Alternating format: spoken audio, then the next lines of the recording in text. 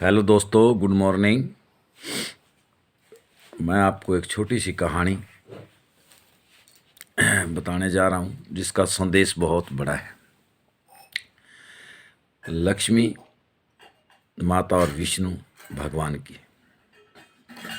घर में विष्णु भगवान जी बैठे बैठे शेषनाग के फण पर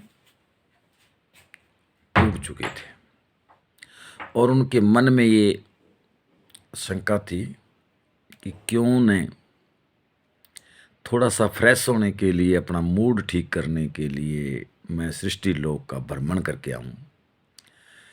इसलिए एक दिन सुबह सुबह उठे और अपना बैग तैयार कर रहे थे, कपड़े प्रेस कर रहे थे, जूते वगैरह साफ करके कि अब मैं जाऊं। तो लक्ष्मी माता ने देखा कि स्वामी जी आज सुबह जल्दी उठे हैं और कपड़े अपने बैग में डाल रहे हैं और कहीं जाने की तैयारी कर रहे हैं। तो लक्ष्मी माता ने स्वामी जी से, विष्णु भगवान जी से निवेदन किया कि हे स्वामी, आज आप ऐसा करके कहीं जाने की तैयारी कर रहे हैं। तो विष्णु भगवान ने बताया कि मैं शेषनाग के फन पर बैठा बैठा थक चुका हूँ। अब मैं सृष्टि लोक का भ्रमण करना चाहता हूँ, तो वहाँ कुछ दिन के लिए जा रहा हूँ। तो लक्ष्मी माता ने श्री विष्णु भगवान जी से प्रार्थना की कि हे स्वामी, मुझे भी अपने साथ ले चलो।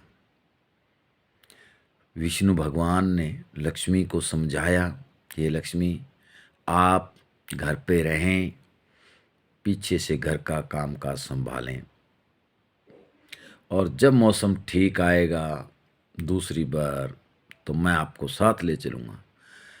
लेकिन लक्ष्मी जी ने विष्णु भगवान से पुनः निवेदन किया कि हे लक्ष्मी, कि हे स्वामी, आप मुझे ले चलें। तो विष्णु भगवान जी तो अवतार थे, सब जानी जान थे। उन्हें पता था कि नारीहट जो होता है वो बहुत ज़बरदस्त होता है। इसलिए विष्णु भगवान ने उनसे ज़्यादा जिद नहीं की और कहा कि चल पड़ ना भाई, पर मेरी एक शर्त है, जब मेरे साथ चलोगे तो लक्ष्मी माता ने कहा, हे स्वामी, मैं आपकी शर्त मानने के लिए तैयार हूँ। तो उन्होंने बताया कि आप मेरे साथ चलोगी तो आप उत्तर दिशा की तरफ नहीं देखोगी। लक्ष्मी माता ने कहा, ठीक है, नहीं देखूंगी स्वामी। तो ऐसा करके संकल्प लेकर के दोनों सृष्टि लोक का भ्रमण करने के लिए चल देते हैं।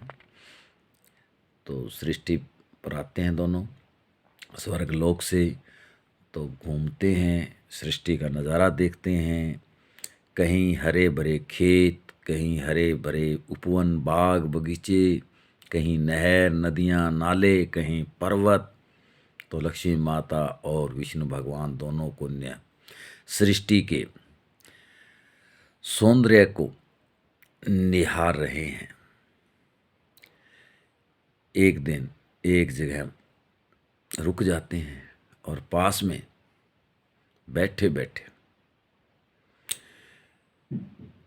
हनुमान, ये श्री विष्णु भगवान जी आराम करने के लिए लेट जाते हैं और लक्ष्मी माता उनके पास बैठी बैठी एक पास के बाग में चली जाती है। रामू नाम का माली था। बाग बहुत सुंदर था। बाग में सुंदर सुंदर कमल और गुलाब के फूल खिले हुए थे। तो लक्ष्मी माता उत्तर की ओर उस रामू के बाग में गई और एक फूल, सुंदर सा फूल तोड़ करके ले आए। विष्णु भगवान जब उठे और उनके हाथ में ज्यों ही फूल देखा, तो विष्णु भगवान जी ने लक्ष्मी माता से पूछा हे लक्ष्मी, आप ये फूल कहाँ से तोड़ करके ले आए? तो लक्ष्मी ने बताया कि मैं उस बाग में से फूल तोड़ करके लाई, मुझे सुंदर लगा। तो विष्णु भगवान जी फरमाए कि हे लक्ष्मी, मैंने आपको संकल्प दिया था कि आप जो है उत्तर दिशा में नहीं जाओगी, और एक आपने ये फूल तोड़ करके किसी आदमी का नुकसान कर दिया। लक्ष्मी माता ने अपनी बात को दोहराया, याद आया कि मुझे उत्तर दिशा में नहीं जाना चाहिए था, मेरी गलती हो गई। तो उन्होंने विष्णु भगवान से निवेदन किया कि हे भगवान, मुझसे गलती हो गई, मुझे उत्तर दिशा में नहीं जाना चाहिए था, और मैंने जो फूल तोड़ा है ये भी किसी का नुकसान हुआ है, ये भी मेरी गलती है। तो आप मुझे कोई सज़ा देंगे, वो मैं सज़ा के लिए तैयार हूँ, मैं आपसे क्षमा मांगती हूँ। तो विष्णु भगवान ने लक्ष्मी से कहा कि हे लक्ष्मी, अक्षमा नहीं, सज़ा मिलेगी। तो लक्ष्मी माता ने कहा कि मैं सज़ा लेने के लिए तैयार हूँ, स्वीकार है मुझे। तो विष्णु भगवान ने कहा कि हे लक्ष्मी, आप 2 वर्ष तक इस सृष्टि लोक में रहोगी, और 2 वर्ष पूरे होते ही मैं आपको लेने आ जाऊंगा। तो लक्ष्मी माता ने ये शर्त विष्णु भगवान जी की स्वीकार की, और विष्णु भगवान तो स्वर्ग लोक में वापस आ जाते हैं, और लक्ष्मी माता वहीं सृष्टि लोक में रह जाते हैं।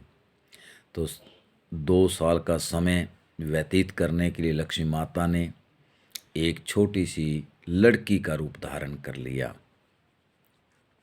15 साल की लड़की के रूप में, और वो जहाँ से फूल तोड़ा था उसी माली के खेत में चली जाती हैं। तो माली रामू जो था वो अपनी झोंपड़पट्टी में बैठा था। तो लड़की के रूप में जाकर लक्ष्मी ने प्रार्थना की कि हे माली, मैं गरीब कन्या हूँ, और मेरे पास कुछ भी नहीं है, और मैं आपके पास कुछ समय के लिए ठहरना चाहती हूँ। तो रामू के 4 लड़कियां थी।